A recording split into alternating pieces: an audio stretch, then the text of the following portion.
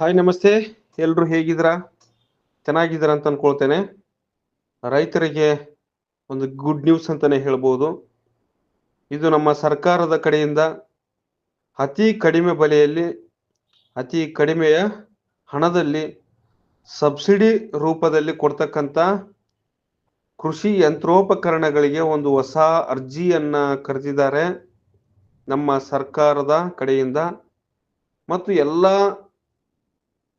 ಕೃಷಿ ಇಲಾಖೆಯಲ್ಲಿ ಮತ್ತು ಬೇರೆ ಬೇರೆ ರೈತ ಸಂಪರ್ಕ ಕೇಂದ್ರಗಳಲ್ಲಿ ಈಗಾಗಲೇ ರೈತರಿಗೆ ಕೃಷಿ ಯಂತ್ರೋಪಕರಣಗಳು ಏನೇನು ಅವಶ್ಯಕತೆ ಇರ್ತದೆ ಆ ಯಂತ್ರೋಪಕರಣಗಳನ್ನ ಸಬ್ಸಿಡಿ ರೂಪದಲ್ಲಿ ನೀವು ಖರೀದಿ ಮಾಡ್ಬೇಕಂತ ಹೇಳಿದ್ರೆ ನಿಮಗೆ ಅರ್ಜಿಯನ್ನ ಆಹ್ವಾನ ಮಾಡಿದ್ದಾರೆ. ಆ ಅರ್ಜಿಯನ್ನ ನೀವು ಹೋಗಿ ನಿಮ್ಮ ಸ್ಥಳೀಯ ಹೋಬಳಿ ಮಟ್ಟದಲ್ಲಿರ್ತಕ್ಕಂಥ ರೈತ ಸಂಪರ್ಕ ಕೇಂದ್ರಗಳಲ್ಲಿ ನೀವು ಅರ್ಜಿಯನ್ನ ಸಲ್ಲಿಸಬಹುದು. ಆ ಒಂದು ಅರ್ಜಿಯನ್ನ ಇಲಾಖೆಯವರು ಅರ್ಹರೆಂದು ಪರಿಗಣಿಸಿ ನಿಮ್ಮ ಅರ್ಜಿಯನ್ನ ಆಯ್ಕೆ ಮಾಡಿ ನಿಮಗೆ ಯಂತ್ರೋಪಕರಣಗಳನ್ನ ಸರ್ಕಾರ ಕಡೆಯಿಂದ ನೀಡ್ತಾರೆ. ಇದು ಕೃಷಿ ಯಂತ್ರೋಪಕರಣಗಳಿಗೆ ಅರ್ಜಿಯನ್ನ ಕರೆದಿರ್ತಕ್ಕಂಥ ವಿಷಯ ಯಾವ್ಯಾವ ಯಂತ್ರೋಪಕರಣಗಳನ್ನ ಈ ಒಂದು ಕೃಷಿ ಇಲಾಖೆಯವರು ನೀಡ್ತಾರೆ ಅನ್ನೋದ್ರ ಕುರಿತು ನಾನು ಹೇಳ್ತೇನೆ. ಮತ್ತು ಯಾರಿಗೆ ಈ ಕೃಷಿ ಯಂತ್ರೋಪಕರಣಗಳನ್ನ ಕೊಡ್ತಾರೆ ಅನ್ನೋದು ಹೇಳ್ತೇನೆ. ಕರೆಕ್ಟ್ ಆಗಿ ನೀವು ಮಾಹಿತಿಯನ್ನ ಕೇಳಿಸ್ಕೊಳ್ಳಿ. ಹನಿ ನೀರಾವರಿ ಮತ್ತು ತುಂತುರು ನೀರಾವರಿಗೆ ಸಂಬಂಧಿಸಿದ ಮತ್ತು ಅಗತ್ಯವುಳ್ಳ ಉಪಕರಣಗಳನ್ನ ಕೊಡ್ತಾರೆ. ಹನಿ ನೀರಾವರಿ ಮತ್ತು ತುಂತುರು ನೀರಾವರಿಗೆ ಸಂಬಂಧಿಸಿದ ಉಪಕರಣಗಳನ್ನ ಕೊಡ್ತಾರೆ.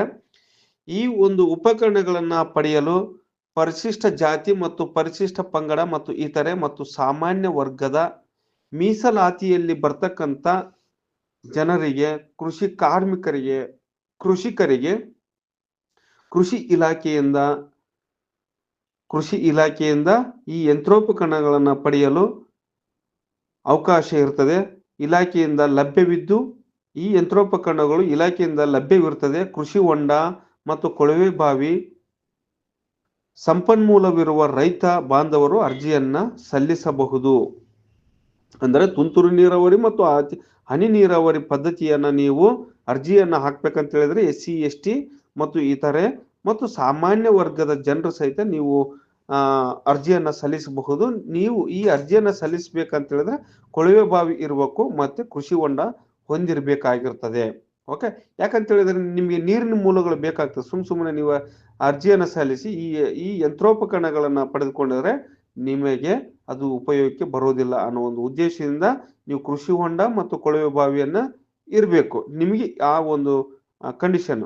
ಓಕೆ, ಇದನ್ನ ಎಲ್ಲ ಸಹಾಯಕ ನಿರ್ದೇಶಕರುಗಳು ತಮ್ಮ ತಾಲೂಕು ಮಟ್ಟದಲ್ಲಿರ್ತಕ್ಕಂಥ ಸಹಾಯಕ ನಿರ್ದೇಶಕರುಗಳು ಈ ಮಾಹಿತಿಯನ್ನ ಹಂಚಿಕೊಂಡಿರ್ತಾರೆ. ನೀವು ಅರ್ಜಿಯನ್ನ ಸ್ಥಳೀಯ ಮಟ್ಟದಲ್ಲಿ ಹೋಗಿ ಹೋಬಳಿ ಮಟ್ಟ ಮತ್ತು ತಾಲೂಕು ಮಟ್ಟದಲ್ಲಿ ಹೋಗಿ ಈ ಒಂದು ವಿಷಯವನ್ನ ನೀವು ಕೇಳಿ ತಿಳ್ಕೊಂಡು ಅರ್ಜಿಯನ್ನ ಸಲ್ಲಿಸಬಹುದು ಅಂತಾನೆ ಹೇಳ್ತೇನೆ.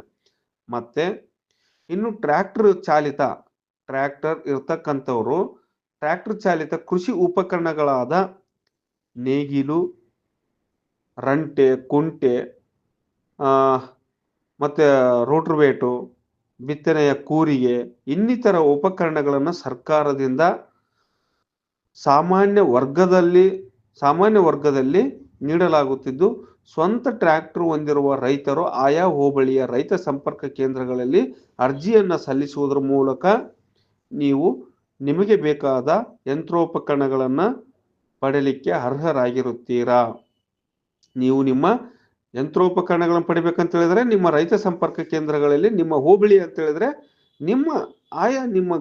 ನಿಮ್ಮ ಗ್ರಾಮವು ಯಾವ ಹೋಬಳಿಗೆ ಸೇರ್ತದೆ ಆ ಹೋಬಳಿ, ವಲಯ ಅಂತ ಕರಿತೇವೆ, ಹೋಬಳಿ ಅಂತಾನೆ ಕರಿತೇವೆ, ಅಲ್ಲಿ ಹೋಗಿ ನೀವು ಅರ್ಜಿಯನ್ನ ಸಲ್ಲಿಸಿ ನಿಮ್ಮ ಯಂತ್ರೋಪಕರಣಗಳನ್ನ ಪಡಿಲಿಕ್ಕೆ ನಿಮಗೆ ಸುವರ್ಣ ಅವಕಾಶ ಇರ್ತದೆ. ಎಲ್ಲ ರೈತ ಬಾಂಧವರಿಗೆ ಕೃಷಿ ಯಂತ್ರೋಪಕರಣಗಳನ್ನ ಪಡಿಲಿಕ್ಕೆ ಅರ್ಜಿ ಆಹ್ವಾನ ಮಾಡಿದ್ದಾರೆ. ನೀವು ಸಬ್ಸಿಡಿ ರೂಪದಲ್ಲಿ ಯಂತ್ರೋಪಕರಣಗಳನ್ನ ಪಡಿಬಹುದು ಅಂತ ಹೇಳ್ತಾ, ಯಾರು ನಿಮಗೆ ಉಪಯೋಗ ಆಗ್ತದೆ ಈ ವಿಡಿಯೋ, ಹಾಗೆ ತಮ್ಮ ಒಂದು ಸಣ್ಣದಾಗಿರ್ತಕ್ಕಂಥ ಒಂದು ಲೈಕ್ ಅನ್ನ ಮಾಡಿದ್ರೆ ತುಂಬಾ ಹೆಲ್ಪ್ ಆಗ್ತದೆ ಅಂತ ಹೇಳ್ತಾ, ನಿಮ್ಗಿಂತ ಸಮಂಜಸವಾಗಿರ್ತಕ್ಕಂಥ ಉಪಯುಕ್ತವಾಗಿರ್ತಕ್ಕಂಥ ಮಾಹಿತಿಯನ್ನ ನಾನು ಹೇಳ್ತಾನೆ ಇರ್ತೇನೆ. ನನ್ನ ಯೂಟ್ಯೂಬ್ ಚಾನಲ್ ಅನ್ನು ನೀವು ಸಬ್ಸ್ಕ್ರೈಬ್ ಮಾಡಿಕೊಂಡು ಫಾಲೋ ಅಪ್ ಮಾಡಿದರೆ ನನ್ನ ಮಾಡ್ತಕ್ಕಂಥ ವಿಡಿಯೋ ನಿಮಗೆ ಡೈರೆಕ್ಟ್ ಆಗಿ ನೇರವಾಗಿ ಬರ್ತದೆ. ಹಾಗೆ ಬೆಲ್ ಐಕನ್ ಆಲ್ ಅಂತ ಮಾಡಿದರೆ ನಿಮಗೆ ಡೈರೆಕ್ಟ್ ಆಗಿ ನನ್ನ ವಿಡಿಯೋ ನೋಟಿಫಿಕೇಶನ್ ಬರ್ತದೆ ಅಂತ ಹೇಳ್ತಾ ಇಂತಿ ನಿಮ್ಮ ಪ್ರೀತಿಯ ಬಳ್ಳಾರಿಯ ಯುವಕ ಧನ್ಯವಾದಗಳೊಂದಿಗೆ.